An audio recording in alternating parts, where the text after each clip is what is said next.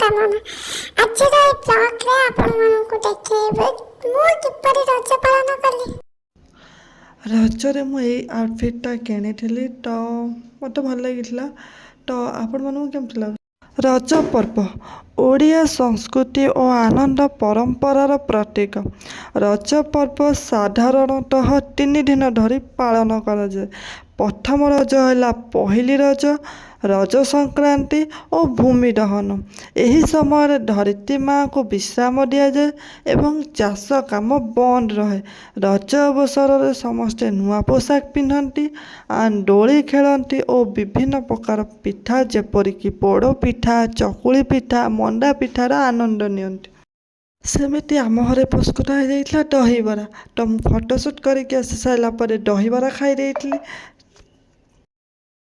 ଆମ ଘରେ ପ୍ରସ୍ତୁତ ହୋଇଯାଇଥିଲା ପଖାଳ ଭାତ, ଆଳୁ ଭଜା, ଶାଗ, ଆମ୍ବ, ବଡ଼ି ମଟର ତରକାରୀ। ଦେଖିବାକୁ ତ ଠିକ୍ ପୋଡ଼ପିଠା ଭଳିଆ। ତ ଆପଣମାନେ ବି ଭାବୁଥିବେ କି ଏଇଟା ପୋଡ଼ପିଠା। ନା ନା, ଏଇଟା ହେଉଛି ବିସ୍କୁଟ୍ କେକ୍। ତ ଏଇଟା ପୁରା ବିସ୍କୁଟ୍ରେ ହିଁ ପ୍ରସ୍ତୁତ। ତ ଯଦି ଏହାର ରେସିପି ଦରକାର ତ କମେଣ୍ଟରେ ଲେଖିଦେବେ ବିସ୍କୁଟ୍ କେକ୍।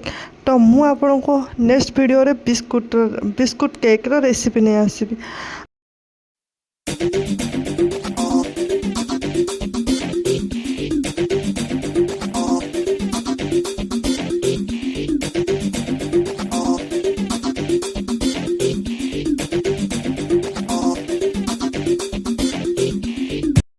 ଯେହେତୁ ବର୍ଷକରେ ଥରେ ରଜ ଆସେ ତ ଝିଅ ପିଲାମାନଙ୍କର ତ ପାନ ଫେଭରେଟ୍।